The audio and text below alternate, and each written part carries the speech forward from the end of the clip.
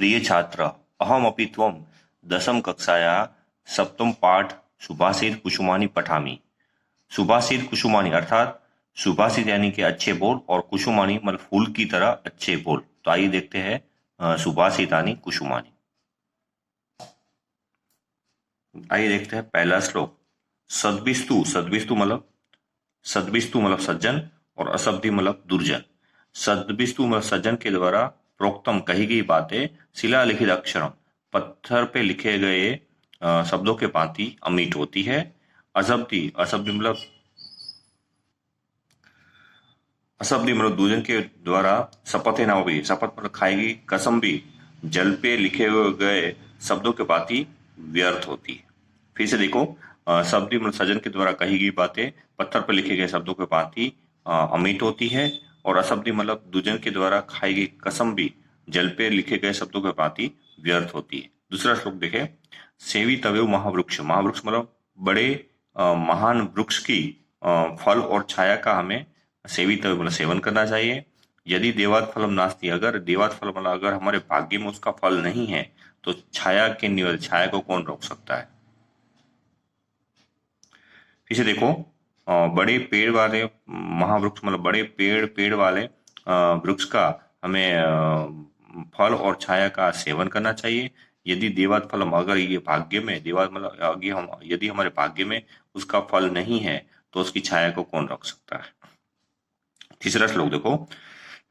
आरोप्यते शिला Shelley यत्निन महता यथा, जिस तरह शिला यानी कि पत्थर, जो भारी भरकम पत्थर को पहाड़ शैले मतलब पहाड़ के ऊपर बड़े प्रयास से ऊपर चढ़ाया जाता है, लेकिन निपाते मतलब उसको गिराने में एक क्षण भी नहीं लगती है। उसी तरह ही तथात्मनम गुण दो, उसी तरह ही गुणों में ऊपर उठने में समय लगता है, लेकिन दोषों में गिरने में समय नहीं लगता है। फिर से देखो एक बार। भारी भरकम शिला मतलब भारी भरकम पत्थर को पहाड़ के ऊपर ले जाने में बहुत ही मेहनत लगती है, परिश्रम कर लगता है, लेकिन उसको पत्थर को पहाड़ के ऊपर से गिराने में एक क्षण भी नहीं लगती है। उसी तरह गुण और दोषों में होता है। गुणों में ऊपर उठने में समय लगता है, लेकिन दोषों में गिरने में समय नहीं लगता है। शनै रुष्टम, रुष्टम मतलब गुस्से होना, थोड़ी क्षणों में गुस्सा हो जाना। शनै तुष्टम, थोड़ी क्षणों में शांत हो जाना। गुस्सा होना और शांत होना शनै क्षण में, थोड़ी थोड़ी क्षणों में गुस्सा और शांत हो जाना। ऐसे अव्यवस्थित चित्त से, ऐसे अव्यवस्थित मन वाले व्यक्ति की भी प्रसाद मतलब कृपा भी भयंकर होती है। फिर से देखो बार। शनै रुष्टम थोड़ी क्षणों में गुस्सा हो जाना। शनै तुष्टम थोड़ी क्षणों में शांत हो जाना। गुस्सा थोड़ी क्षणों में शांत और गुस्सा हो जाना।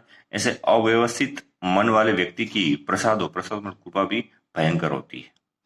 पांचवा श्लोक। यथा चतुर्भि कनक परीक्षिते, यथा मतलब जैसे चतुर कनक मतलब गोल्ड की चार तरीके से परीक्षा होती है। जिस तरह निकर्षण खींचना, छेदन काटना, तापनम मतलब गर्म करना, और ताड़न मतलब उसके ऊपर प्रहार करना। उसी तरह ये तथा चतुर्भि पुरुषों परीक्षा, उसी तरह पुरुष की भी चार तरीके से परीक्षा होती है। जैसे कि श्रुतेन, श्रुतेन मतलब ज्ञान से, शीलेन कैरेक्टर से, गुणेन गुण से, और कर्मणा कर्म से। फिर से एक बार देखो। चतुर्भी कनक परीक्षा, जिस तरह चार सोने की चार तरह की परीक्षा होती है। निगर्षण मतलब खींचना, छेदन मतलब काटना, तापन मतलब गर्म करना, और ताड़न मतलब उसके ऊपर प्रहार करना। उसी तरह ही तथा चतुर्भी पुरुष परीक्षा, उसी तरह पुरुष की भी चार तरह से परीक्षा होती है। श्रुतेन मतलब ज्ञान से, शीलेन मतलब कैरेक्टर से, गुणेन मतलब गुण से, और कर्म से होती है। देखो श्लोक में, छठा श्लोक में। आपत्सु राम, तुम आपत्ति में राम की तरह बनो। समरेशु भीम, समरे मतलब युद्ध में तुम भीम की तरह बनो। दानेशु कर्ण, दान करने में कर्ण की तरह बनो। नयसु कुष्ण, नीति में, नयसु मतलब नीति में कुष्ण की तरह बनो। भीष्म प्रतिज्ञा परिपालन, और प्रतिज्ञा का पालन करने में भीष्म की तरह बनो। विक्रांत कार्यसु, विक्रांत कार्य मतलब पराक्रम के कार्य में, और अंजनी के पुत्र भवांजनी, अंजनी के पुत्र हनुमान की तरह तुम बनो। इसे देखो एक बार। आपत्ति में राम की तरह, युद्ध में भीम की तरह, दान करने में कर्ण की तरह, और नीति में कृष्ण की तरह, और प्रतिज्ञा का पालन करने में भीष्म की तरह, और पराक्रम के कार्य में तुम अंजनी के पुत्र हनुमान की तरह बनो। सातवां श्लोक।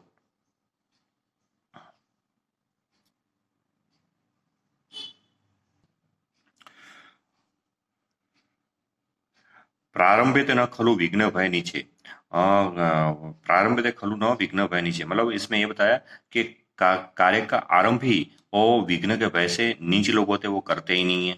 और प्रारंभ विघ्न विहिता विरमति मध्या, और कार्य का आरंभ करने के बाद उसमें विघ्न आने के बाद बीच में ही वो छोड़ देते कार्य को, वो मध्यम प्रकार के व्यक्ति होते हैं। और विघ्न पुनः पुनः प्रतिहन्य माना, और विघ्न बार बार आने पर भी वो कार्य को प्रारंभ से और अंत तक नहीं छोड़ते हैं, है ना, वो उत्तम प्रकार के व्यक्ति होते हैं। फिर से एक बार देखो, कार्य का प्रारंभ भी नहीं करने वाले और विघ्न के भय से कार्य का प्रारंभ भी नहीं करने वाले वो नीच प्रकार के व्यक्ति होते हैं। और प्रारंभ विघ्न विहिता, और प्रारंभ में कार्य को चालू करने के बाद उसमें विघ्न आने के बाद बीच में ही कार्य को विरमति मध्य, मतलब बीच में ही कार्य को छोड़ देने वाले मध्य प्रकार के व्यक्ति होते हैं। और विघ्न पुनः पुनः पुनः विघ्न बार बार आने पर भी उस कार्य को अंत तक नहीं छोड़ने वाले ऐसे उत्तम प्रकार के व्यक्ति होते हैं। यहाँ आपका 7वां चैप्टर खत्म होता है। इसके श्लोक आप लर्न कर ले और उसकी एक उसके ट्रांसलेशन भी अपनी नोटबुक में लिख ले।